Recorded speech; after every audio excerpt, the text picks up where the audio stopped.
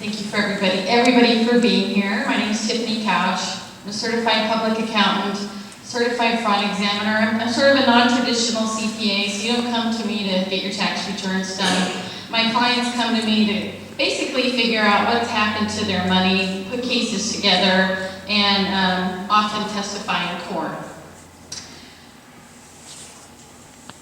I got involved with the CRC rather innocently. I was asked by a private citizen to look at about 10,000 documents because he'd asked the Columbia River Crossing for the cost of the project. At that time, 2 years ago, it was $108 million. And when he asked for the cost, or the backup for the cost of the project, they sent him 10,000 documents, and he thought he should hire me to go through those documents. And I said, no, let's just spend a few hours of my time. We'll ask for the right report. It's a government agency. You have to understand governments do things a little differently. We'll get the report. I'll hand it to you. I'll tell you what it means, and we can part ways. Well, that was 2 years ago. And unfortunately, the Columbia River Crossing Project Office told us in one of those earlier meetings that they were unable to print an accounting report, and in fact, to date, have been unable to print a simple accounting report that supports the $168 million that they've spent thus far. So what I wanted to do today is kind of go through some of the things that I've uncovered in the last 2 years, some questions that I have. I did not prepare a PowerPoint presentation because I wanted to show you the CRC documents themselves, because everything that I'm talking about today, they're based on the Columbia River Crossing's own documents. They're not Tiffany Couch numbers, they are CRC numbers. So in the last year, I have published 5 different reports. 4 of those came out in the fall. And each of those, I have said, in my professional opinion, that the Columbia River Crossing project there's a severe lack of accountability and transparency, and there are enough irregularities to warrant an investigation. Somebody needs to take what we've already started with and say, really, what's going on here, and dig in. So I'd love to go to document number 1. We're going to work with the guys in the back, hopefully, to pull up the right documents. So instead of handing me a report that says, Tiffany, here's how we spent all our money, the CRC has given me 30,000 lines of data in a Microsoft Excel spreadsheet that has the columns. There's just so much data, it's hard to grasp. So what we've done is just said, okay, who are the vendors and how much have been paid? So out of all of this data, we've just summarized what the CRC is telling us. And I can't read from there, but to date, through September 30th, 2012, they've spent approximately $163 million. And if you can see there, the majority, 67%, has gone to one vendor, David Evans and Associates.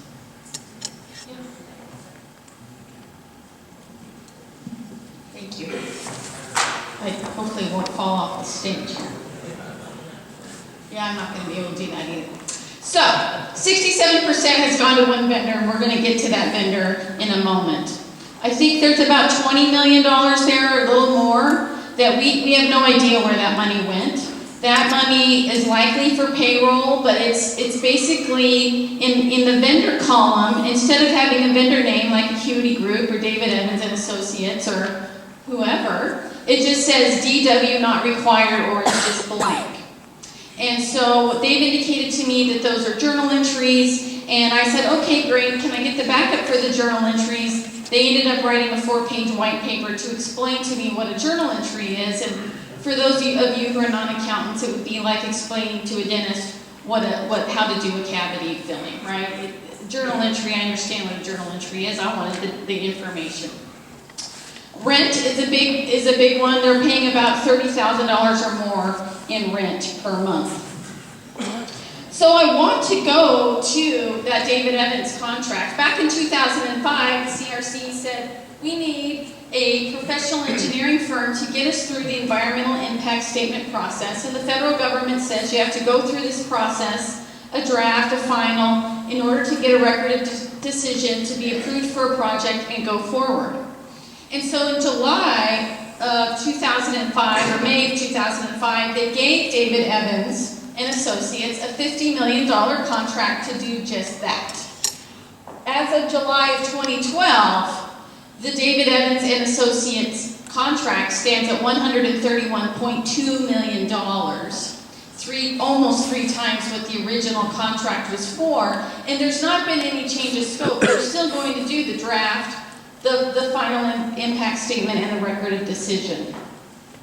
There were some problems with this. According to both state and federal government, they were required to look at 3 firms before they provided a contract to a firm, and the state of Washington did not do that. David Evans and Associates was the only professional engineering firm to provide their statement of qualifications, and they were handed the project without the state of Washington looking at any other firm. They were also required to do a conflicts check. David Evans and Associates from 1999 to 2004 conducted multiple studies on the I-5 corridor, and it was interesting. I think it was Joe that had another study they did in 2009 on tolls. David Evans and Associates' own work from 1999 to 2004 said I-5 is full, I-205 is full, we likely need a third and or a fourth crossing. Yeah. So it's interesting that in 2005, when the Columbia River Crossing project started, it automatically said, well, we're only going to look at the I-5 corridor. So it was not matching what David Evans and Associates had already done in those 5 years prior. So, according to a recent CRC document I received about 2 weeks ago, as of December 11th, 2012, so just 2 or 3 months ago, the project office had spent a total of $168 million. I want to talk to you about the cost of the bridge. If we can go to document number 2. One of the things that Mr. Courtright talked to us about was the CEVP report. And when we read the newspaper, we think about the Columbia River Crossing project, we think about a $3.5 billion project.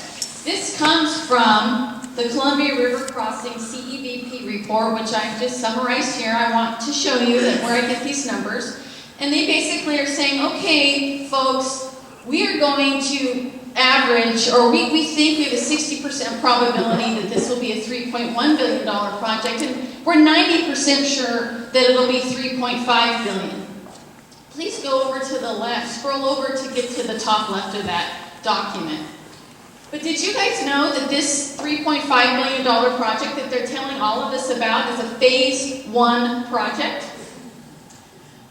A phase 1 project means the following are going to be eliminated: the Victory Braid, the Marine Drive North flyover, and the northbound connection at SR 500.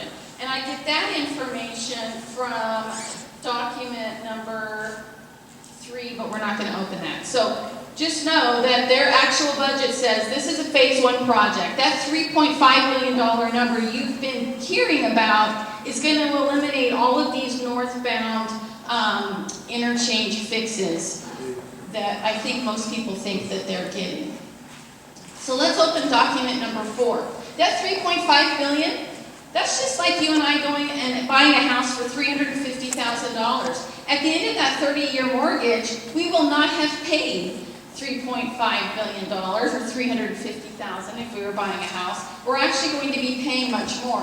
And the CRC has already told us what we're going to be paying for. We're going to be paying for bond interest of nearly $1 billion. We're going to be paying for operation and maintenance costs on the bridge of about $58 million.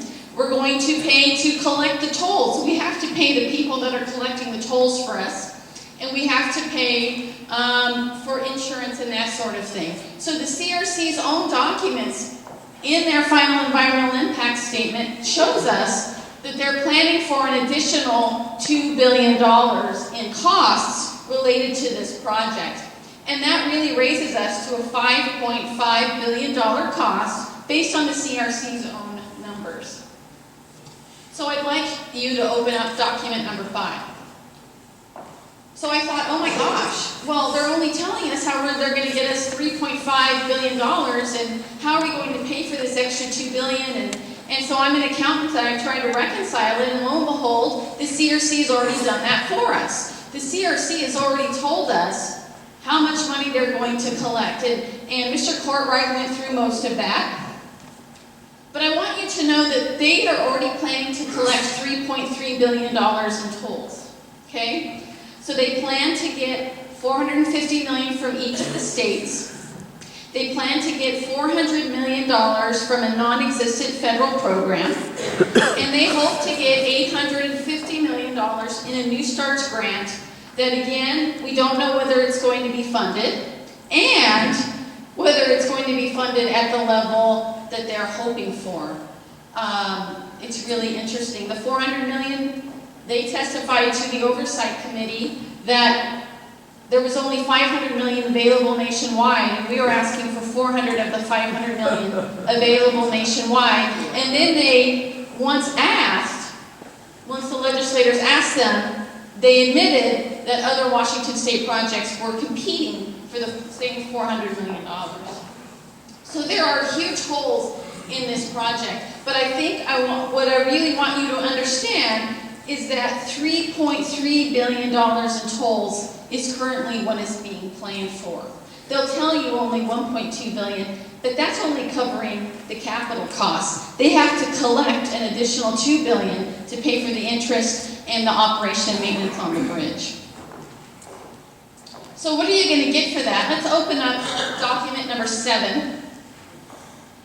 Southbound commuters are going to save 1 minute on their commute. That is according to the CRC's own final environmental impact statement. And if you go to page 2, just scroll up to page 2, the northbound commuters are going to save 8 minutes. They'll tell you that you'll save 20 minutes, but you save 20 minutes if you start at I-84 and travel all the way up to the fairgrounds. So they use that 20-minute number all of the time, but really the savings in the actual corridor where it's actually congested is only an 8-minute savings on their current project. When we start eliminating what they told us they were going to eliminate, remember Victory Braid, Marine Drive Flyover, the SR 500 connection, one of the questions I've had to legislators in the last few weeks is, what does that do to your northbound commute savings in the afternoon? So let's talk about the map. Go to document number 8, please. So a couple of things I realized. When the CRC is telling the legislators how much each of the interchanges cost, this is the map that they normally give us, okay? This is their document, not my document. That red section there, those are Oregon interchanges, and they're according to the CRC, that document is, those interchanges cost $595 million. According to the CRC's, okay, let's just stop. Yeah. I don't know what happened there. The purple part, back to document number 8, please. So what's important here to understand is the Oregon interchanges that cost $595 million. The Oregon interchanges that cost $595 million, according to the CRC's own budget, those interchanges cost $791 million. The bridge that they say costs $1.2 billion, that purple part, that according to the CRC's map that they show the legislators, they're telling legislators, well, the bridge costs $1.2 billion. When you look at their actual budget, and this budget's so detailed, it tells me the linear feet of pavement that's going to be poured at each interchange, okay? The actual cost to tear down the old bridges and build a new bridge, $750 to $800 million. Same thing for the Washington interchanges. Washington interchanges cost not $430 million like they tell us there, but closer to $700 million. So what does that mean? What that means is the fact that the costs of the interchanges are being understated here, and the cost of the bridge is being overstated. They're shuffling the costs of the interchanges into the cost of the bridge. So why does that matter to you and to me? because the cost of the bridge is what is going to be tolled. So when you're paying a toll to drive south, you're not only paying for the bridge, but you're also paying partially for Washington's interchanges, and you're paying partially for Oregon's interchanges as well.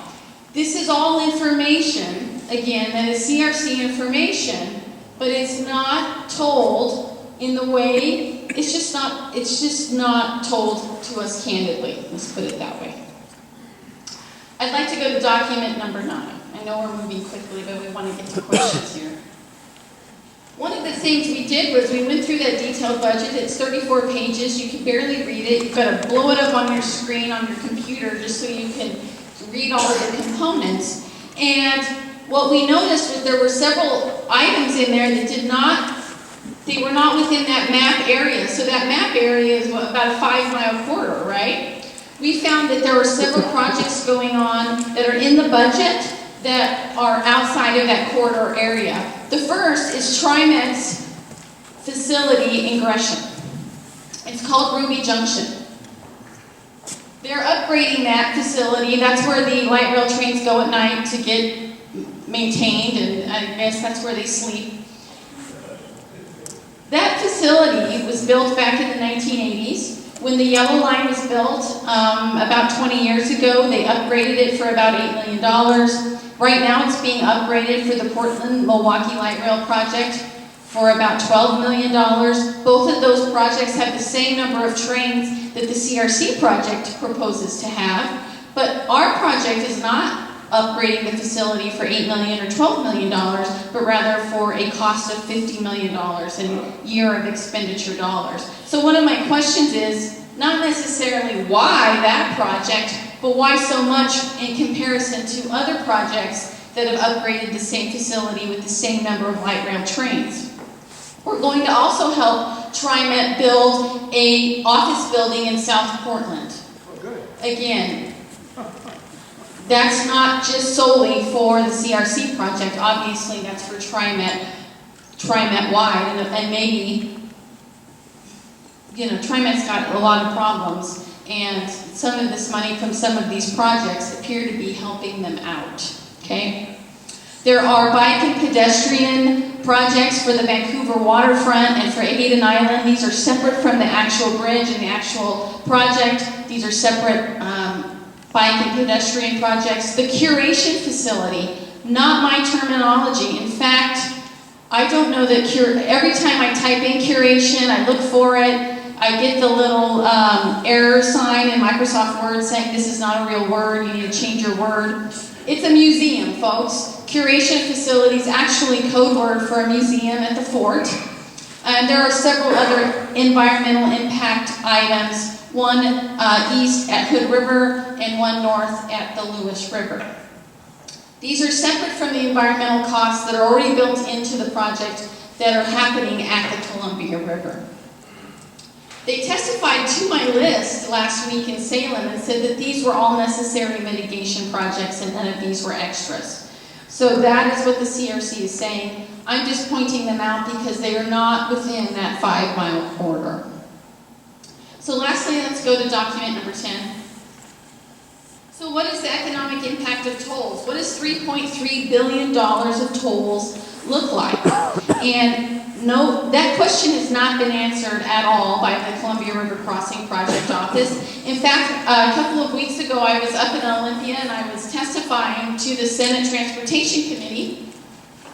And one of the questions posed to the CRC Project Office was, well, you're giving us all these positives, how much the project's worth, how much public involvement there was, but did you ever look at how many jobs we're going to get? But did you ever look at any of the negatives?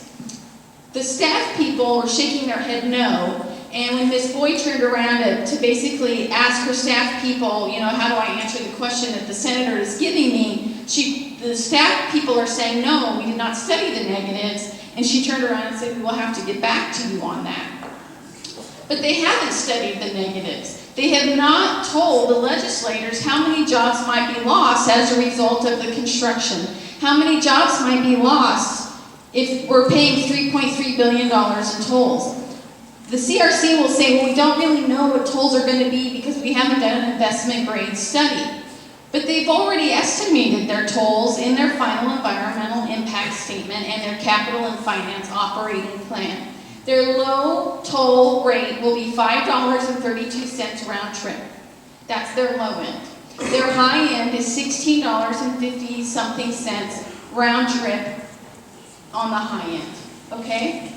Now, their mid-range is about $8.32 per day. That's a round trip. That is not out of the ordinary. Right now, an SR 520 in Seattle round trip is over $10 per vehicle, just a regular vehicle. That is not including a freight vehicle or a bigger truck, etc. So what I tried to say is, okay, $3.3 billion in tolls. If we assume that 25% or 50% of those tolls are paid by the people of Southwest Washington, what does that economic impact look like? And folks, that economic impact is not something we can ignore. According to the CRC's own documents, 65% of the trips in the morning and the afternoon originate from the Southwest Washington area. So if we just assume that 50% of the tolls are paid for by the people of Southwest Washington, over 30 years, that's a $1.6 billion sucking sound out of the economy, right? That equates to $55 million a year. But that's just our discretionary funds. That's a family who says, okay, $8 per hour, or $8 per day, that's a $1 per hour pay cut every single day, every single hour worked. And so if you're paying an $8 an hour or $8 a day toll times however many days you go across, are you then going to go to the movies or take your children out to eat? What are those other discretionary things that you're no longer going to be able to do? That's going to have an impact on local jobs and local business, right? That is then going to have an impact on the city, the county, as they are unable to collect the sales tax that they use to provide services. That's going to have an impact too. That's not a study that I've done. But it's a study that needs to be done, and it hasn't been done. So there's just a lot of things going on here that we're not really talking about. We're not talking about a $5.5 billion project. We're talking about a $3.5 billion project, but that's not what's going to happen. The CRC office tells you $1.2 billion in tolls, but that's only to pay capital costs of a bridge that actually does not cost $1.2 billion. It only costs $700 or $800 million. We're not talking about the $3.3 billion in tolls that they're already planning for. We're not talking about 7 years of construction and what does that look like and what's that tipping point for folks who will drive over the bridge. We're not talking about the impacts on downtown, and quite frankly, we're not talking about the light rail portion because we don't have a mechanism to pay for it. The citizens of Southwest Washington voted that down. CRC and C-Tran do not currently have a mechanism to pay for the light rail, and again, that's not a cheap venture. If we open up document number 11, C-Tran's own budget, you'll often hear, well, it's only $2.5 million a year for light rail. Folks, that's the net number, okay? C-Tran's own budget, that yellow line there is the actual cost of the light rail that they expect to have happen. And as you go further into the years, 4, 5, 10 years down the road, you're looking at $6, $7, $8 million a year, $9 million a year to maintain the light rail. That's, of course, before you have ticket sales, okay? So when you hear that $2.5 million number, that's the year that it opens. And that's what they're saying, well, here's our expenses minus what we hope to get for tickets, and that's that net number. The actual cost of light rail to operate and maintain it is much, much more. So I'll get off the stand here and we'll take your questions. We're very happy to answer any questions you have. If you don't have your questions answered, I have my card here. I know Joe and John would be happy to talk to you afterward, or if you want to contact us later. So thank you.